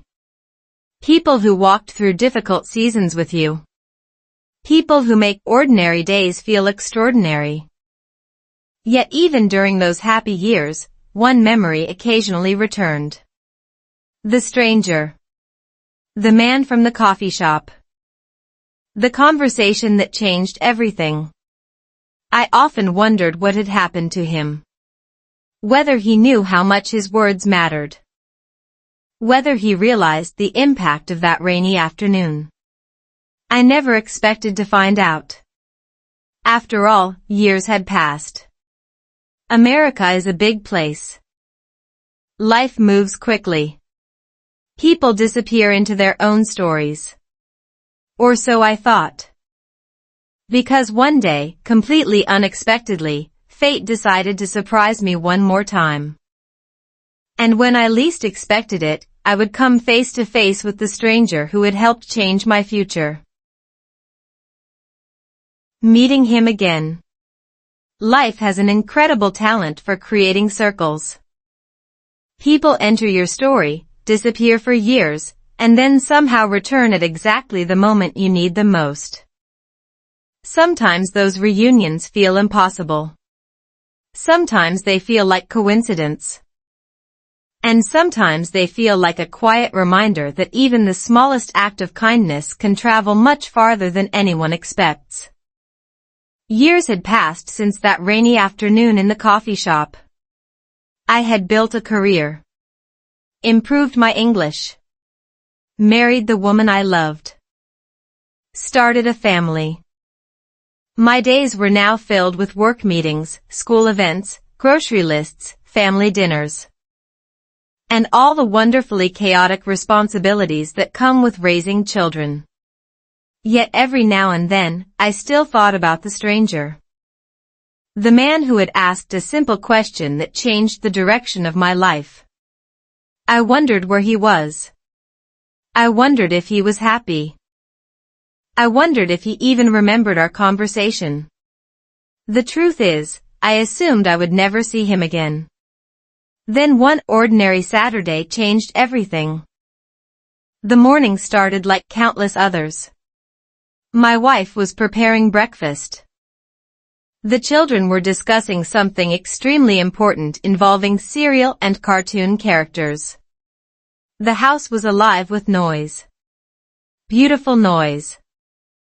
The kind of noise I once dreamed about during those lonely years in my tiny apartment. After breakfast, we decided to visit a local community fair. Nothing unusual. Just a family outing. The weather was perfect. Warm sunshine. Blue skies. A light breeze moving through the trees. One of those classic American weekends that seem almost designed for family photographs. People filled the streets. Children played games. Musicians performed on small stages. Food vendors attracted long lines. Everything felt cheerful, relaxed, comfortable. The kids ran ahead toward an activity area while my wife and I followed behind. Then something caught my attention. Not a sound. Not a sign. A face. At first, I thought my memory was playing tricks on me. After all, many years had passed. People change. Hair turns gray. Faces age. Life leaves its fingerprints on everyone. But there was something familiar. Very familiar. A man sat alone on a bench near a row of trees. Reading a book. Calm. Peaceful. Completely comfortable in silence. Just like before.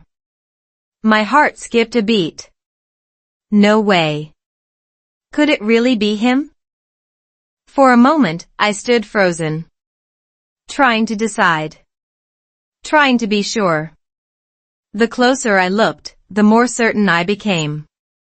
It was him. The stranger. The coffee shop stranger. The man who had changed my future without even knowing it. I felt an unexpected wave of emotion. Gratitude. Excitement. Nervousness. Disbelief. All arriving at once. I told my wife I would be back in a minute. Then I started walking toward the bench. Every step felt strangely significant. Like walking toward an old chapter of my life. When I finally reached him, he looked up from his book. For a second, there was no recognition. Why would there be? He had spoken to countless people throughout his life. I was probably one brief conversation among many. Then I smiled. And something changed in his expression. Recognition appeared. Slowly. Then completely. His eyes widened. And he smiled. The exact same warm smile I remembered from years earlier. Well, he said softly, look at you. I laughed. Those 4 words somehow carried years of meaning. We shook hands. Then sat together. For several minutes, neither of us seemed to know where to begin. How do you summarize years of life in a few sentences? How do you explain all the moments between then and now? Eventually, I started talking. I told him everything. Not every detail. That would have taken days. But the important parts. The improvements. The confidence. The relationship. The marriage. The children. The life I had built. As I spoke, he listened exactly as he had years ago. Patiently. Attentively. Without interrupting. Without rushing. Without making the conversation about himself. Researchers often describe active listening as one of the most powerful forms of human connection. That man had mastered it long before I ever understood its value. When I finished speaking, he smiled. A genuine smile. The kind that reaches the eyes. I knew you'd be okay. I stared at him. You knew? He nodded. Not because I could predict the future. He chuckled. I'm not that talented. Then he leaned back slightly. I knew because you cared enough to keep trying. That sentence hit me hard. Because years earlier, I had believed persistence was weakness. I thought needing time meant failure. I thought struggling meant I lacked ability. Now I understood something different. Persistence is strength. Not dramatic strength. Not movie strength. Real strength. The strength to continue when results are slow. The strength to keep learning when progress feels invisible. The strength to believe improvement is possible. The stranger looked toward the crowd. Families walked by. Children laughed nearby. Music drifted through the air. Then he said something I will never forget. You know what most people misunderstand about success? I shook my head. He smiled. They think success changes people. I waited. Most of the time, success reveals who they were becoming all along. That idea stayed with me immediately. Because when I looked back, he was right. The marriage did not magically create kindness. The family did not magically create responsibility. The confidence did not magically create courage. Those qualities had been developing slowly for years. Long before I noticed them. Long before I believed in them. Psychologists often talk about identity growth. People rarely transform overnight. Growth usually happens gradually through repeated actions and experiences. Looking at my life, I could see that process clearly. Small choices. Repeated daily. Over time. Creating a completely different future. The stranger then surprised me with a question. Do your children know your story? I paused. Not completely. Some parts. Not all of it. He nodded thoughtfully. You should tell them. I smiled. Maybe when they're older. He smiled back. Tell them sooner. Then he explained why. Children often assume adults have always been confident. Always successful. Always certain. They rarely see the struggles that came before. The mistakes. The doubts. The difficult seasons. Yet those parts of the story are often the most valuable. Because they teach resilience. They teach patience. They teach hope. For a few minutes, neither of us spoke. The silence felt comfortable. Not awkward. Not empty. Comfortable. The way silence feels between people who understand something important. Then my children came running toward us. Excited. Energetic. Talking much faster than either adult could process. The stranger laughed. A deep, genuine laugh. He looked at them. Then looked at me. And in that moment, I realized something extraordinary. He was seeing the result of a conversation that had lasted less than an hour many years ago. A conversation that had almost never happened. A conversation that began because one stranger noticed another human being having a difficult day. What neither of us realized then was that our final conversation was about to leave me with one last lesson. A lesson even more powerful than the first. A lesson that would eventually become the message I shared with my children, my friends, and anyone who felt like giving up on themselves. The future changed forever. There is a question I have thought about many times over the years. What would have happened if I had never entered that coffee shop on that rainy afternoon? What if I had driven straight home? What if I had ignored the stranger? What if I had decided that one difficult day meant my future was hopeless? None of us can know the answers to those questions. Life does not allow us to compare different versions of reality. But standing there with my family beside me and the stranger sitting on that park bench, I suddenly understood something important. The future that seemed impossible years ago had become my reality. Not because I was lucky every day. Not because everything went according to plan. But because I kept moving forward one small step at a time. My children continued talking excitedly. My wife joined us. The stranger greeted everyone warmly. For a few minutes, the two most important chapters of my life sat together on the same bench. The chapter that changed me. And the chapter one built because of that change. Watching them interact felt surreal. Almost dreamlike. The stranger listened to my children tell stories that made very little sense.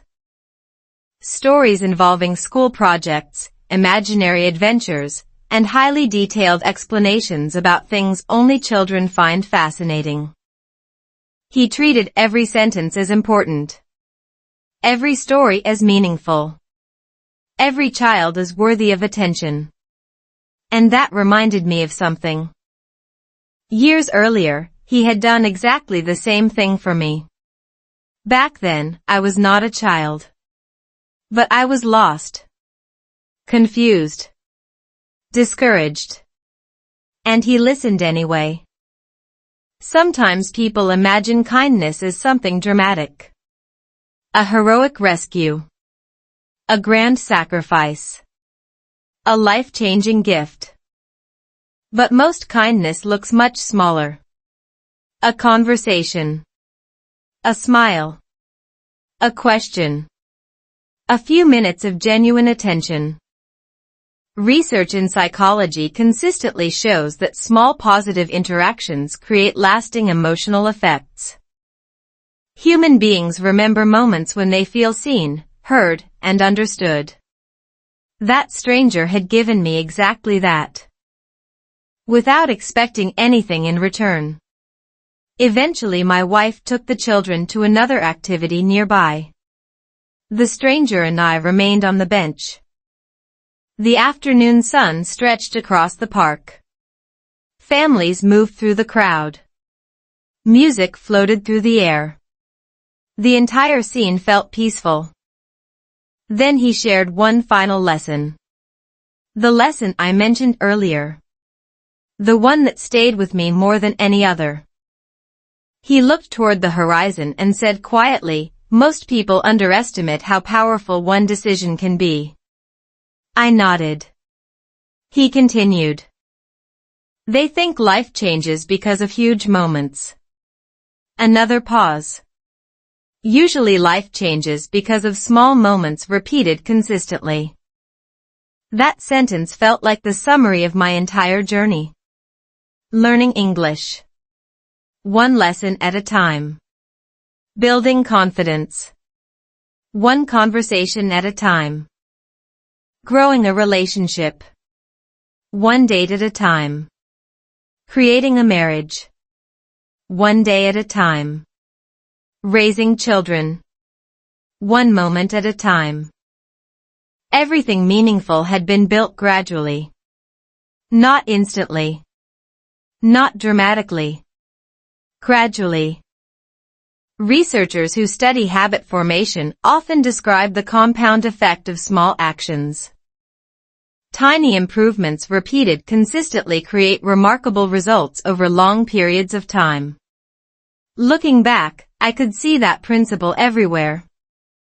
The stranger smiled. People want dramatic transformations. I laughed. That's true. They're usually disappointed. We both laughed. Then he pointed toward a large oak tree standing near the edge of the park. That tree didn't grow in a week. Of course it didn't. It grew because it kept growing. Simple. Obvious. Powerful. The best wisdom often sounds that way. The conversation continued for another hour. We talked about life. Family. Aging. Dreams. Lessons learned. Then eventually the moment came to say goodbye. Again. Only this time it felt different. Years earlier, I left the coffee shop not knowing whether I would ever see him again. Now I left knowing something more important. Whether or not we met again did not matter. The lessons would remain. The impact would remain. The gratitude would remain. Before we parted, I thanked him. Not casually. Not politely. Honestly. I told him the truth. I told him that his kindness had mattered. That his words had stayed with me. That his conversation had helped me through difficult seasons. That because of one rainy afternoon, I had learned to see myself differently. He listened quietly. Then he smiled. A gentle smile. The kind that carries wisdom earned through years of experience. And then he said something that nearly brought tears to my eyes. I didn't change your future. I looked at him. Confused. After all, hadn't he? Wasn't that exactly what happened? He shook his head. No. Then he pointed toward me. You changed your future. Silence. Just silence. The kind of silence that arrives when a truth finally finds its place. He was right. The conversation mattered. The encouragement mattered. The advice mattered. But none of it would have changed anything if I had not acted. If I had not kept learning. If I had not kept trying. If I had not kept showing up. Motivational psychology often emphasizes that support can open doors, but individuals still have to walk through them. That was the lesson. The stranger gave direction. I took steps. Both mattered. Together they created a future. As my family and I walked back toward the parking lot, I found myself thinking about the version of me from years earlier. The lonely man sitting in his car during the rain. The man who felt discouraged. The man who believed he was failing. The man who nearly gave up. If I could speak to him now, I know exactly what I would say. I would tell him that difficult days do not predict the future. I would tell him that progress is often invisible until you look backward. I would tell him that confidence grows through action. I would tell him that mistakes are not evidence of failure. They are evidence of participation. I would tell him that learning English is not only about words. It is about connection, opportunity, growth, and courage. Most importantly, I would tell him this. Never underestimate the power of one kind conversation. Because one conversation can lead to one new idea. One new idea can lead to one new decision. One new decision can lead to a completely different life. Today, when I sit around the dinner table with my wife and children, listening to laughter fill the house, I sometimes remember that rainy afternoon. The coffee shop. The stranger. The question. The beginning. And every time I do, I smile. Because the future I once feared became the future I now cherish. Not perfect. Not easy. But beautiful. And if this story proves anything, it is that your future may be changing right now in ways you cannot yet see. Perhaps through one small step.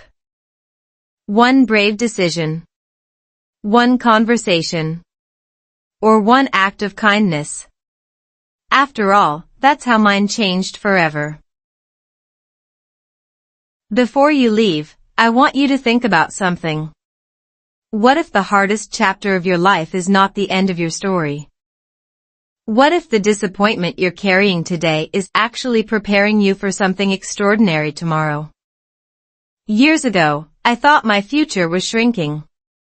I thought my mistakes defined me. I thought my struggles with English meant I would never truly belong. But I was wrong. The opportunity that changed my life arrived on an ordinary day. The person who changed my perspective was a complete stranger.